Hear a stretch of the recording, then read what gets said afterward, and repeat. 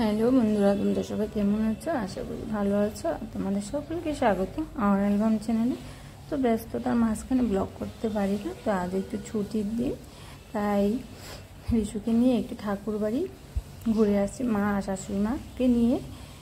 তো এই ছোটোবেলা থেকেই এই শিশুদের কিন্তু এইসব জায়গাগুলোতে নিয়ে যাওয়া দরকার আমি মনে করি। তো এটা কতটুকু প্রভাব পড়বে তা জানি না, তবে এটা বুঝতে পারি যে ভালোই প্রভাব পড়বে। ঠাকুরের থেকে বড় কিছু তার কিছু নেই এই দুনিয়াতে। তো তোমরাও আশীর্বাদ করো আমার যিশু যেন সবসময় সুস্থ ভালো থাকে, মানুষের মতো মানুষ হয়, সেই চেষ্টা তো আমি করে যাচ্ছি। আর মা হিসেবে সভ্যতাটা মাই করে। তো যিশু দেখো সেই বাবার সামনে দাঁড়িয়ে আছে, তো এই মা কুলে দিয়ে আমি একটু ভিডিও করছি। তবে আমার শাশুড়ি মা মন্দিরের ভিতরে যাবেন না, ওনার কাল ওষুধ। তো এক্ষেত্রে আমরা ঠাকুরের সঙ্গে কনসাল্ট করেছি যে আমার শাশুড়ি মার শ্বশুর মারা গেছে, মানে দাদু।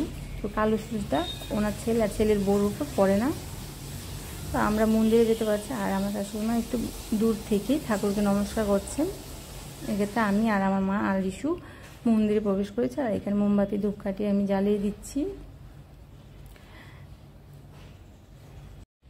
আজ রিশুর শরীরটা একদম ভালো না, রিশু 3 দিন ধরে কিছু খাচ্ছে না।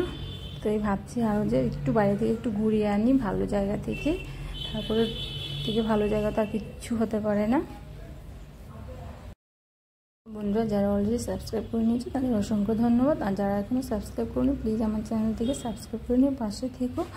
আর তোমরা যদি সাবস্ক্রাইব লাইক শেয়ার করো তাহলে কিন্তু আমিও একটু ব্লগ করার ইন্সপায়ার হব, মানে শত ব্যস্ততার মাঝখানেও চেষ্টা করব ব্লগ দিতে। তবে জানো যিশু কিন্তু একটুও হাসছে না, শরীরটাও খারাপ, তো মানে একটা জোর করে যেন ওকে